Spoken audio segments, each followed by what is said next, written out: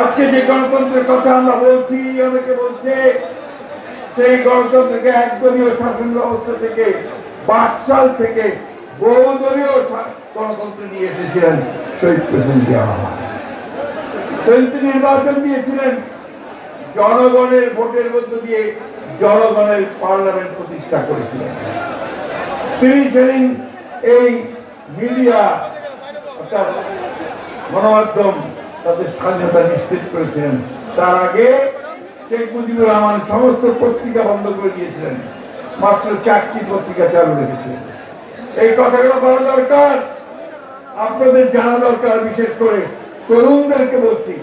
Bashundhara tissue অশুদ্ধতার বিরুদ্ধে এক বিন্দুও ছাড় নয়।